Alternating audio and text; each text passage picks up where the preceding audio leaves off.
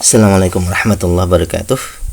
Selamat berjumpa kembali. Hari ini tanggal 29 November 2024. Kembali kita bersama-sama membuat resume fundamental saham dari laporan keuangan triwulan 2023 ya. Triwulan 3 2024. Seperti biasa kita akan melihatnya dari 5 sudut pandang, yaitu value, dividen, free cash flow, ketahanan, dan kepengendalian. Emiten yang kita bahas adalah PNLF, PRDA, TPW ya. Ketiga emiten ini kita bahas karena menurut data yang kita punya mereka memenuhi kriteria awal ya. Kemudian analisa ini adalah juga bahan pertimbangan tambahan, bukan perintah untuk melakukan aksi beli atau jual, karena setiap investor itu punya cara masing-masing, sehingga ini adalah bahan pertimbangan tambahan ataupun juga edukasi ataupun bahan pembanding ya. Pada titik akhir kita ingin mencoba mencari atau mendapatkan emiten yang punya diskon atau ada MOS-nya, kemudian ada potensi untuk bagger atau multi bagger, dan terakhir selama menunggu momentum menjadi bagger atau multi bagger itu kita mendapatkan dividen, sehingga kita bisa mendapatkan dua hal ya, dividen dan capital gain. Baik. Kita akan bahas satu persatu ya. Bila Anda mendapati pembahasan kita ini bermanfaat, jangan lupa untuk klik like, subscribe, dan share ya. Pertama PNLF ya, Panin Life Financial Tbk ya, Panin Financial Tbk. Coba kita cek dulu datanya. Ini ada tulisan Q1 pada Q3 ya.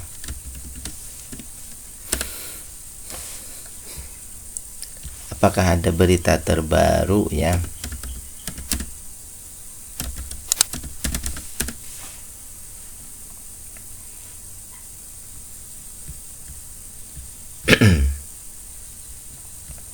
Jasa konsultasi bisnis, manajemen, dan penyediaan administrasi ya.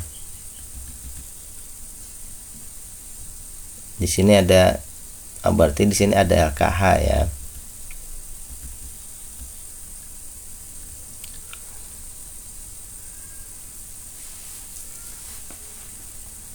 Produk asuransi ini adalah produk asuransi milik Panin Dai-ichi Life, Panin Dai-ichi Life ya, serta bukan merupakan produk dan tanggung jawab PT Bank Panin.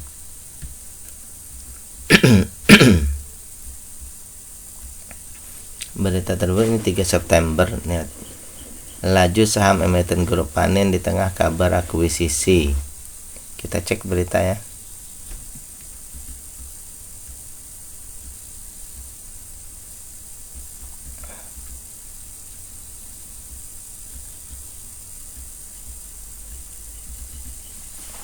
Saudara emiten termasuk dalam grup Panin mencatatkan penguatan di tengah kabar merger dan akuisisi yang berhubungan dengan Maybank BNI. Berdasarkan data RT Business, harga saham PT Bank mencatatkan penguatan 5,3%. Kita cek beritanya aja ya. Dua emiten grup Panin yang menjadi jagoan LKH, yakni Kelebaan Finance, Civin, dan Panin Financial atau PNLF, menyatakan belum ada kabar akuisisi apa ya.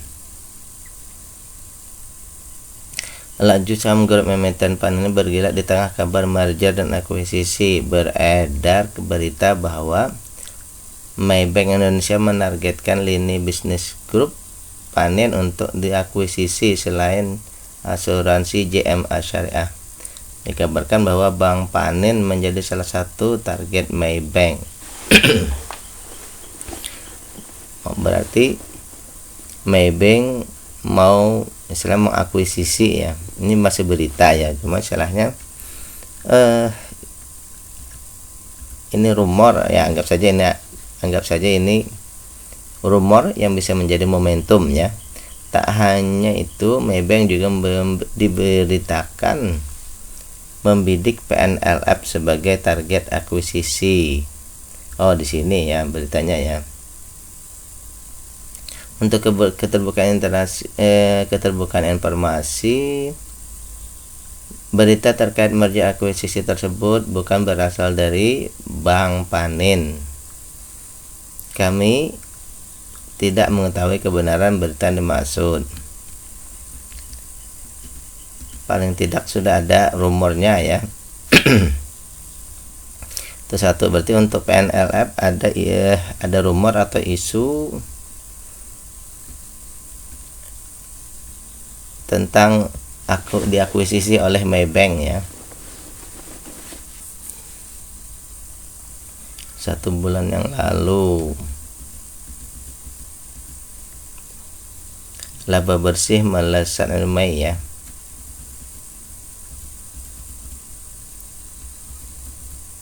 Berarti di sini tadi tentang akan diakuisisi oleh Maybank ya, yang mungkin bisa menjadi penghantar atau katalis ya untuk adanya peningkatan ya. Oke. Baik, selanjutnya kita akan bahas untuk PNLF, Financial Life Tbk ya. Kita punya 3 data. Untuk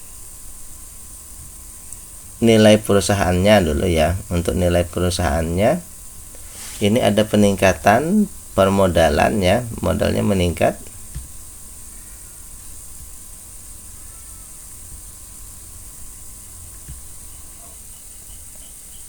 Kemudian IPS-nya juga IPS-nya fluktuatif ya. Dari segi harga ini meningkat, aset lancar tidak dihitung ya, karena ini adalah aset lancar tidak termasuk dihitung karena ini asuransi ya. Hutang meningkat sedikit dan pihak ketiga meningkat ya. Jadi simpulannya untuk valuasi ya, untuk valuasi ini mix, tapi untuk ketahanan perusahaan juga untuk ketahanan perusahaan juga mix ya. Oke, selanjutnya kita akan lihat dari segi rasio. Untuk keuntungan bersih ini triwulan 1 5%, triwulan 2 dan 3 ini 4, berarti keuntungannya masih di bawah 10% ya. Kemudian untuk maksimal beli ya, tadi berapa harganya ya, coba kita cek ulang harganya dulu ya. Harga terbaru ini 424. Oke. Yang pertama, harga sekarang kalau kita bandingkan dengan nilai perusahaannya, kita punya rentang itu 54%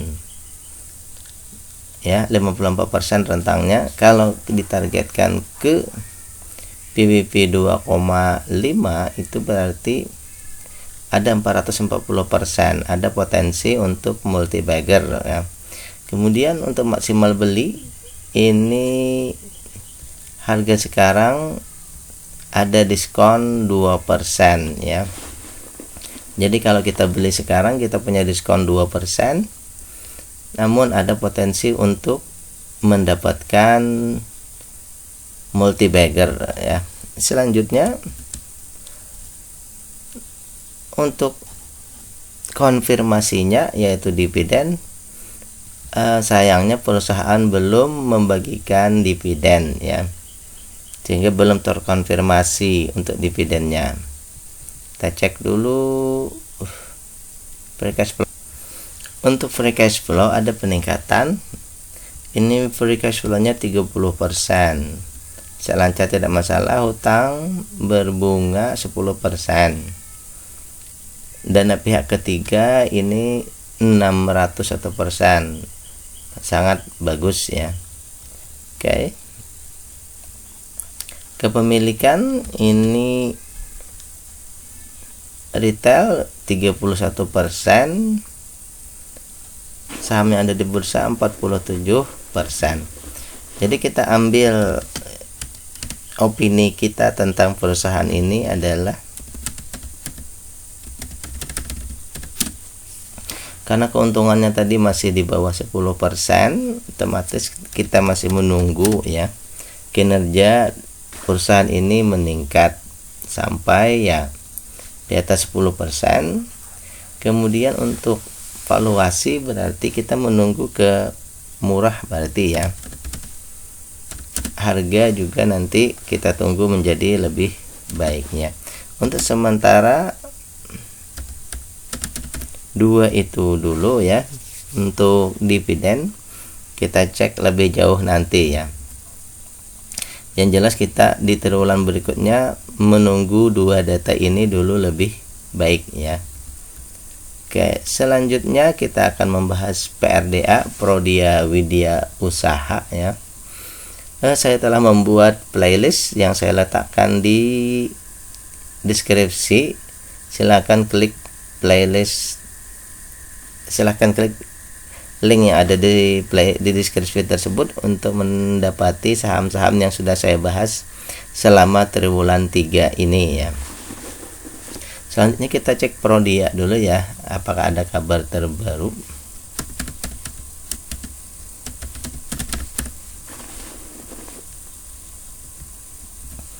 Bidang apa? Pemeriksaan kesehatan ya, laboratorium ya.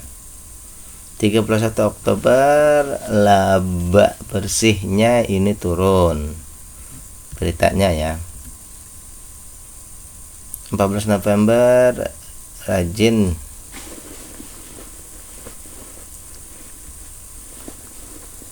ya, rajin konsisten tebar dividen. Profil perusahaan Prodia, oke, rekam jejak dividen, selalu bagi dividen ya. Oke, kita cek, ini ada berita tadi yang cukup perlu diperhatikan ya. Mana tadi? Lo Keng Hong sambangi Prodia, ini tanggal 5 November ya. Lo Keng Hong sambangi Prodia, ada apa? Nah, ini perlu juga kita baca ya. Investor kawakan Lo Keng Hong menyambangi dua perusahaan di bawah naungan Prodia Group ya. Prodia Usaha Tbk apa tadi? Dan Prodia Stem Cell Indonesia. Ada apa Pak Lo mengunjungi emiten rumah sakit tersebut? Kedatangan Lo Keng Hong disebut ya, benar adalah tidak sendiri, melainkan bersama puluhan investor lain menyelami strategi unggul rencana Prodia dan Prostem ke depan. Pendiri grup Prodia, Andi Wijaya, menyampaikan PRDA saat ini terus berinovasi memperluas layanan lab diagnostik, sedangkan Prostem tengah merencanakan pengembangan portofolio terapi regeneratif baru dengan menggunakan mesenchymal stem cell, termasuk proyek pengembangan nasal drop untuk stroke iskemik. Perusahaan-perusahaan dalam Prodia Group merupakan perusahaan pelopor, salah satunya sudah melakukan IPO. Prodia Group juga memiliki anak usaha Proline yang sedang membangun pabrik di atas lahan seluas 5.500 meter persegi yang siap beroperasi 2025. Oke. Jadi di sini jelas bahwa berarti ini fix ya. Lo Keng Hong sambangi Prodia. Oke, kita lanjut pembahasannya. Kita punya dua data, triwulan 2 dan 3 ya. Untuk book value ada peningkatan, tapi IPS-nya pun menurun ya. Berarti ini mix ya. Untuk harga, coba kita cek lagi tadi harga ya.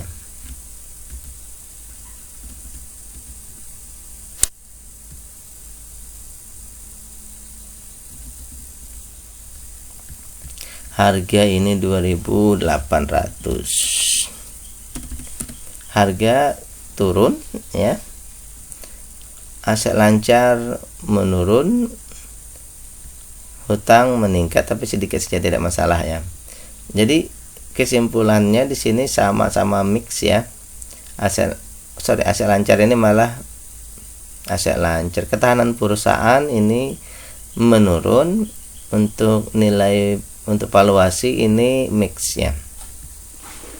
Keuntungan triwulan 2 9,7, triwulan 3 9. Di bawah tapi sedikit ya, sedikit di bawah dari 10% keuntungan bersihnya. Untuk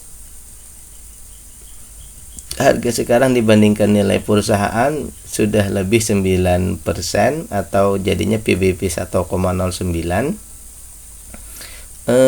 Tapi untuk maksimal beli masih bisa 128%. Ada potensi untuk buyer ya. Untuk maksimal beli sudah terlewati ya, 20% sudah terlewati dari maksimal beli kita. Jadi kalau kita beli sekarang, kita harus menambah 20%, tapi masih ada potensi untuk buyer ya, walaupun tidak multi buyer. Untuk dividen, perusahaan sudah membagikan dividen besar ya, 59%. Kalau misal dibagikan sekarang, maka kita akan mendapatkan dividen yield 4,99, hampir 5 ya. Ya kita anggap saja 5 lah. Pas-pasan ya. Untuk jadi valuasinya agak sedikit mahal, dividennya pas-pasan. Untuk potensi, ada potensi buyer. Kemudian untuk ketahanan perusahaan, free cash flow-nya 12%, aset lancar oke, hutang tadi tidak masalah. Semuanya oke ya, untuk ketahanan tidak ada masalah. Kali lagi, opini akhir kita untuk perusahaan ini satu saja. Kita melihat nanti ke depan itu tetap menunggu IPS-nya meningkat karena keuntungan bersihnya masih kurang. Kemudian karena keuntungannya di bawah 10%, maka tentu saja untuk valuasinya ya, kita menunggu dia harganya ke valuasinya ke murah ya, berarti di sini. Tinggal menunggu di triwulan berikutnya peningkatan kinerja sehingga nanti keuntungannya di atas 10% dan bisa mengerek valuasinya menjadi murah ya. Itu yang kedua. Yang terakhir, PT PW Pratama Widya. Kita cek dulu ya, PT PW. Apakah ada hal terbaru? 930 ya. 930. Oke. Apakah ada hal penting misalnya begitu ya? Bidang apa? Jasa pelaksana konstruksi infrastruktur ya. Konstruksi bangunan. Oke. Udah jelas ya. Konstruksi gedung, sipil, infrastruktur, EPC, spesialis plan, peralatan dan investasi infrastruktur, properti, teknologi. Yang terbaru, apakah ada berita terbaru? Masalah dividen. Oke.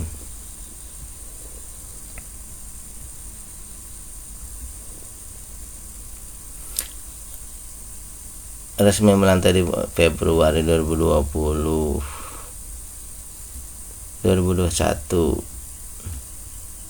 20, berarti tidak ada kabar-kabar terbaru ya, tidak ada aksi-aksi ataupun berita-berita yang bisa menjadi katalis untuk pergerakan atau peningkatan kinerja perusahaan dengan cepat ya. Baik, kita punya 3 data untuk book value ataupun permodalan ada peningkatan, untuk keuntungan malah menurun ya. Jadi ini mix ya, modalnya meningkat tapi keuntungannya menurun. Untuk harga fluktuatif, aset lancarnya meningkat, hutang turun berarti meningkat. Oke, jadi simpulannya untuk valuasi ini mix, tapi untuk ketahanan perusahaan meningkat ya. Selanjutnya kita lihat dari segi keuntungan bersih dulu ya. 15%, 12 dan 10% terjadi penurunan ya, terjadi penurunan tetapi masih di atas 10%. Tapi sudah dalam kategori awas ya. Kita kasih seperti ini aja ya, supaya lebih perhatian ya. Lebih dari 10% sampai sudah awas ya.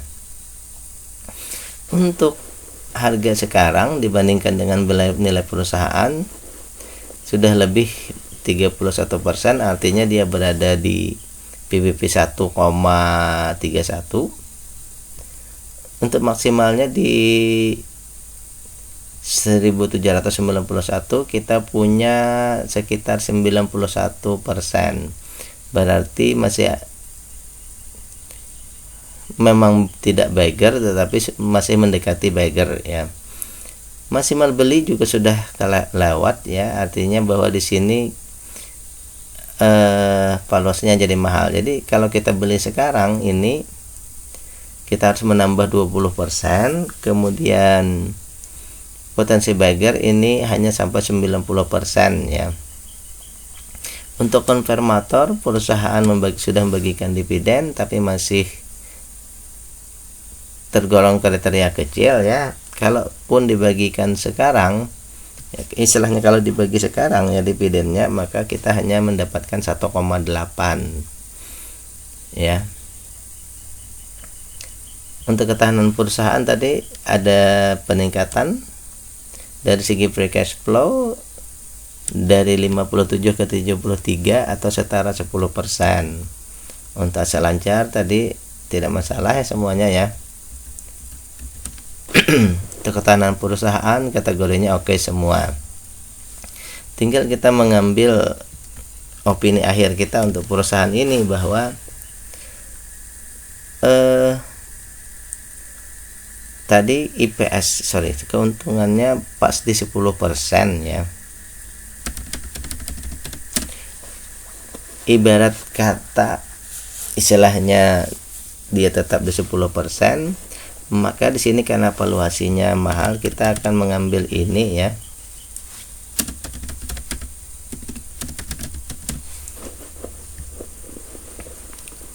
Jadi untuk perusahaan ini ya, yang kita cek lagi bahwa kita tunggu ke depan harganya turun sehingga valuasinya menjadi, kalau kita menunggu ini harus sampai ke valuasinya murah ya, bukan valuasi wajar tapi kita menunggu sampai murah ya, karena keuntungan hanya di sekitar 10% tadi.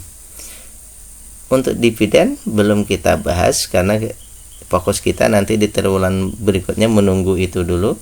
Kalau misalnya dia meningkat terus, maka bisa saja nanti baru dividennya kita cek lagi ya. Baik, inilah pembahasan kita untuk 3 perusahaan, yaitu PNLF, PRDA, dan PTPW. Sekali lagi, ini bukan perintah untuk melakukan aksi beli atau jual, ini adalah bahan pertimbangan tambahan. Kemudian yang kita bahas ini adalah cara untuk mendapatkan ya. Demikian. Billahi taufiq wal hidayah. Assalamualaikum warahmatullahi wabarakatuh.